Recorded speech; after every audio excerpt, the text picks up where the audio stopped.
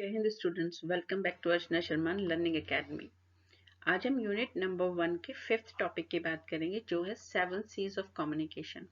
Actually 7 C's को आप या तो फीचर्स बोल सकते हैं ऑफ कम्युनिकेशन में या फिर आप प्रिंसिपल्स बोल सकते हैं, प्रिंसिपल्स ऑफ कम्युनिकेशन। तो इसी के बारे में आज बात करते हैं।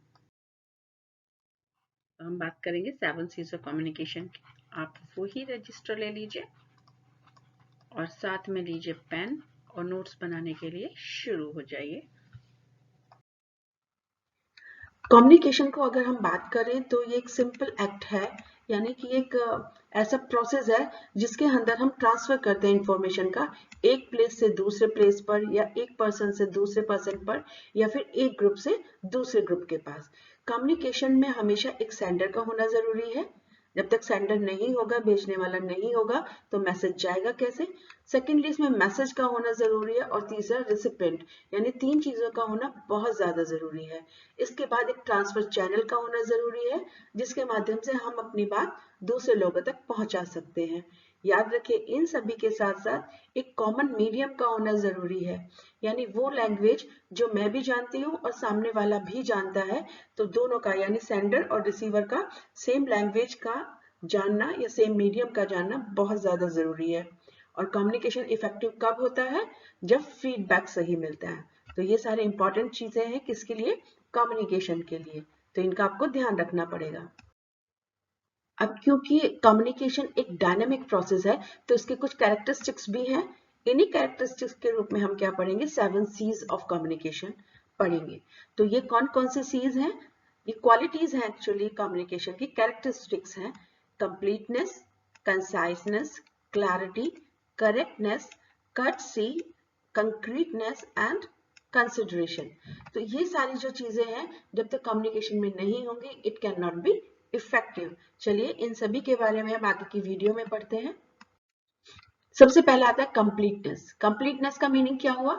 जो भी आप कम्युनिकेट करना चाहते हैं, जो भी मैसेज आपने बनाया हुआ है, अगर वो कंप्लीट नहीं है तो सामने वाले को समझ नहीं आएगा। कंप्लीट का मतलब होता है इंफॉर्मेशन सारी आपको देनी है। एग्जाम्पल मैंने यहाँ पर दिया हुआ है, please send me files in my office. मेरे ऑफिस में फाइल्स पहुंचा दीजिए।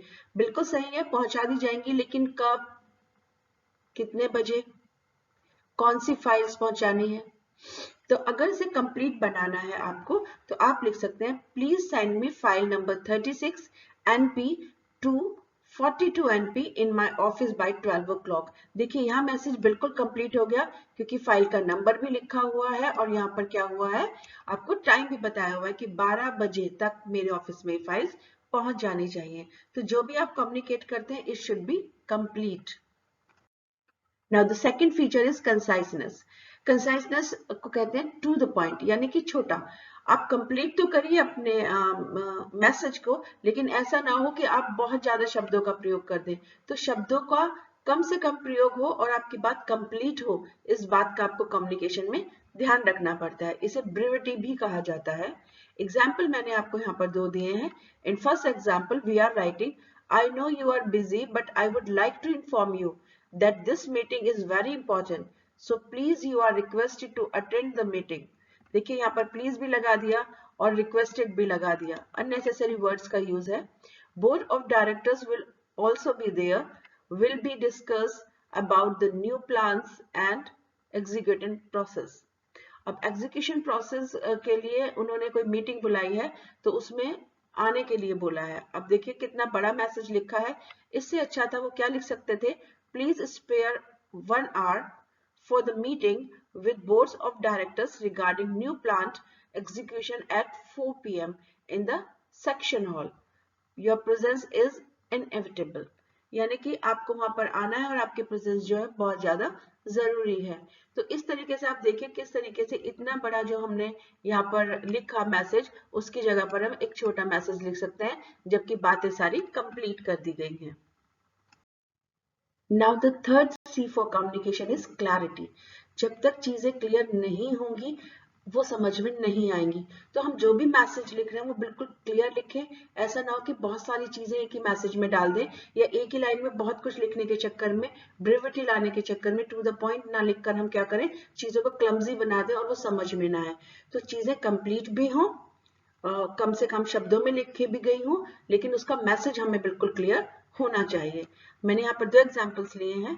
The first one is, let me take pen for you.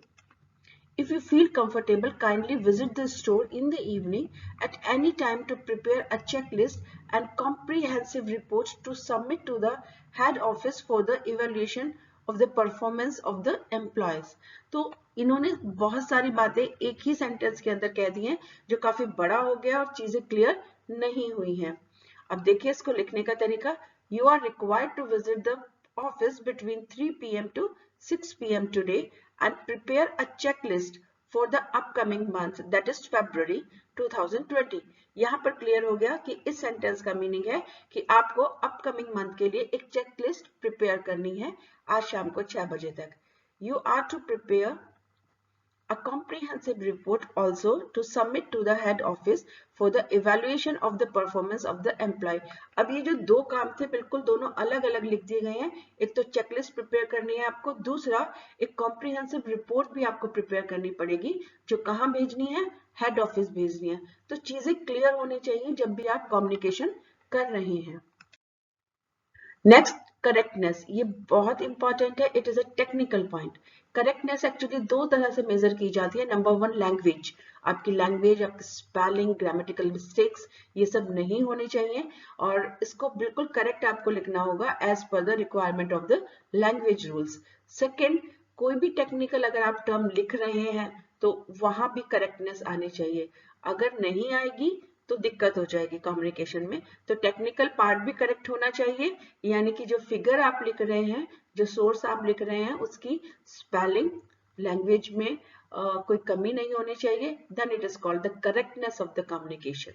Example देखिए, you are instructed to complete the project by Saturday 25th November 2019 and send a report to the management। अब यहाँ जो Saint लगाया है ये past है और आप शुरू कर रहे हैं कहाँ से, प्रेजेंट से, तो इसकी जगह आपको क्या लगाना चाहिए, सेंट लगाना चाहिए। ये लैंग्वेज का करेक्टनेस है। अगर यहाँ पर मुझे कोई डिटेल देना होता है तो वहां पर जैसे 25th ऑफ नवंबर की जगह मैं गलती से 26th ऑफ नवंबर कर दूं तो सब कुछ गड़बड़ हो जाएगा।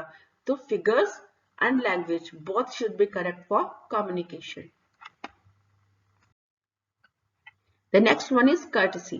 courtesy का मतलब होता है message should be audience oriented, यानी कि ऑडियंस को ध्यान में रखकर जिसको आप वो मैसेज देना चाहते हैं, कम्युनिकेट जिसके साथ आप कर रहे हैं, उसको आपको ध्यान रखना पड़ेगा। उसके हिसाब से आपको आपका कम्युनिकेशन का लैंग्वेज, टोन, स्टाइल चेंज करनी पड़ती है।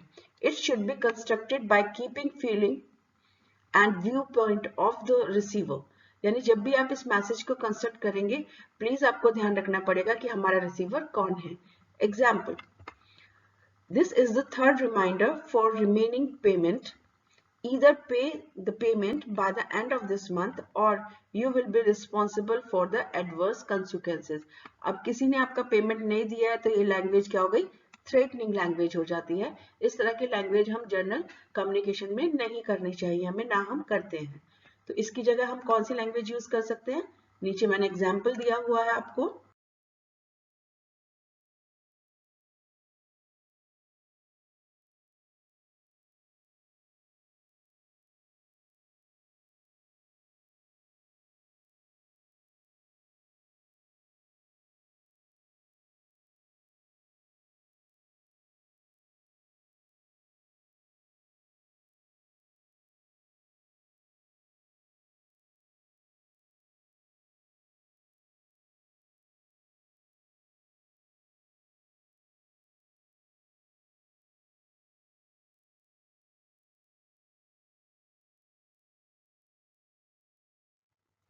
Now the next one is concreteness।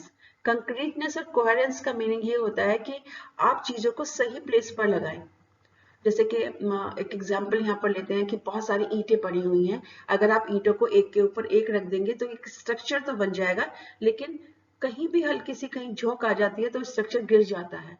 तो उसको आपस में जोड़ने के लिए आपको सीमेंट का यूज करना पड़ता है और आपका जो मकान है वो मजबूत और पक्का बन जाता है।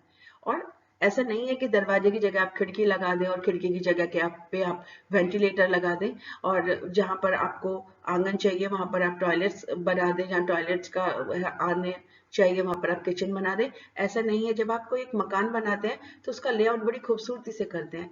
इसी तरह से जब आपको कम्युनिकेशन करना है तो वहाँ कंक्रीटनेस का होना जरूरी है, यानी कि चीजें ऐसे लगे कि हाँ ये एक सूत्र में बंधी हुई हैं। ऐसा नहीं है कि एक आपने वाक्य यहाँ रख दिया, दूसरा वाक्य आपने यहाँ रख दिया, तीसरे वाक्य का पता ही नहीं है, फिर आप लास्ट वाला ले आए। ऐसा बिल्कुल भी नहीं होना चाहिए। तो concreteness is another important C of communication. For example, I like the items published in advertisement on Sunday in Now Bharat Times. Please send 10 printers and 5 jumbo size electronic writing pads. अब बहुत कुछ बता दिया लेकिन कुछ भी ऐसा नहीं है जिसके हिसाब से मैं उनको सही चीजें भेज पाऊं। तो यहाँ पर कंक्रीटनेस की कमी आ जाती है, और इस कमी को पूरा करने के लिए क्या होता है, आपको पूरी कंप्लीट इंफॉर्मेशन नीचे की साइड देनी पड़ेगी और वर्ड्स को और सेंटेंसेस को इस तरह से जोड़ना पड़ेगा कि सामने वाले को समझ में आ जाए। And example is given here, the items number, catalog number is given here, published in advertisement on Sunday 23rd May 2020 in Now Bharat Times are found useful. We are pleased to set an order of 10 printers, catalog number 53, and 5 jumbo set electronic writing pad, catalog number 65. तो अब समझ में आ जाता है कि चीजें बिल्कुल सही लिखी हुई हैं और 1 by 1 लिखी हुई हैं। तो अब हमें समझ में आ जाएगा हमें कौन कौन सी चीजें भेजनी है। तो इस तरह से कंक्रीटनेस भी होना बहुत जरूरी है।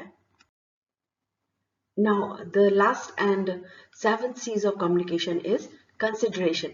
कंसिडरेशन क्यों इंपॉर्टेंट है? एक्चुअली जब हम किसी को कोई भी लेटर लिखते हैं तो हमें ऑडियंस जो हमारा है या जो रिसीवर है, हमें पता होना चाहिए उसका माइंडसेट कैसा है, हमें पता होना चाहिए कि उसका बैकग्राउंड कैसा है, हमें पता होना चाहिए कि वो क्या ओपिनियन रखता है डिफरेंट चीज़ों के बारे में। इससे क्या होता है, हमें लेटर लिखने में आसानी हो जाती है। फॉर एग्जाम्पल, अगर हमें पता है कि हमारा सामने वाला जो व्यक्ति है वो बहुत सॉफ्ट स्पोकन है और वो बहुत ज़्यादा एटिकेट वाला है, तो हम कोशिश करते हैं कि लैंग्वेज हमारी उसको मैच करती हुई होनी चाहिए। अगर हमें लगता है कोई व्यक्ति बहुत फ्रैंक है, टू द पॉइंट बात करने वाला है, तो हमारे कम्युनिकेशन का जो सिलेक्शन है वर्ड्स का, वो बहुत ज़्यादा सोच समझ कर हमें करना चाहिए और शॉर्ट में अपनी बात करनी पड़ेगी। तो ये कंसिडरेशन हमें रखना पड़ेगा, अदरवाइज कम्युनिकेशन जो होता है उसका एडवर्स इफेक्ट आने लगता है, वो इफेक्टिव नहीं रहती है। तो मैंने यहाँ पे जो एग्जाम्पल दिए हैं ये आपके लिए होमवर्क रहेगा कि आप इन एग्जाम्पल्स को समझें, और कहीं भी कोई प्रॉब्लम आती है तो प्लीज कमेंट बॉक्स में लिखकर हमें बताएं। आपको यहाँ ये बताते चलें कि जब आप इन 7 C's को पढ़ते हैं तो जो कम्युनिकेशन के जितने भी टूल्स होते हैं, अब कम्युनिकेशन के टूल्स क्या होते हैं, लेटर हो गया, नोटिस हो गया, मैसेज हो गया, या फिर प्रपोजल हो गया, रिपोर्ट राइटिंग हो गया, आप कोई भी चीज लिखें या बोलें तो इन 7 C's का आपको वहां ध्यान रखना पड़ेगा।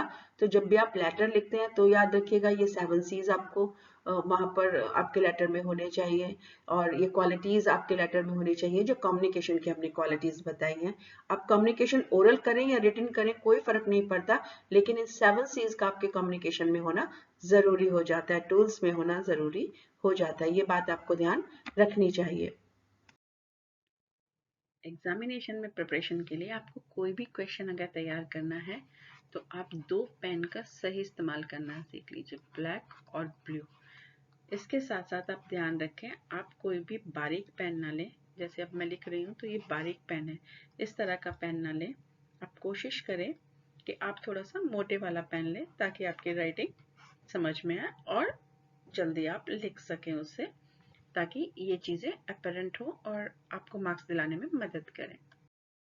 हमारा नेक्स्ट वीडियो रहेगा what is the code and content in presentation. तो यहाँ तक आपने काफ़ी कुछ सीख लिया है, और आप बिल्कुल भी इस चीज़ की परवाह ना करें कि टाइम कम रह गया है या फिर अब हम क्या करें कैसे करें। आप लगातार प्रैक्टिस करते रहिए, बहुत जल्दी आपको ये जो सब्जेक्ट है वो समझ में आ जाएगा। प्लेलिस्ट में हम एक एक करके सारे वीडियोस आपके डाल रहे हैं, तो बाई चांस आपसे कोई चीज़ मिस हो जाए तो आप प्लेलिस्ट में जाकर सारे वीडियोस देख सकते हैं वन बाय वन करके।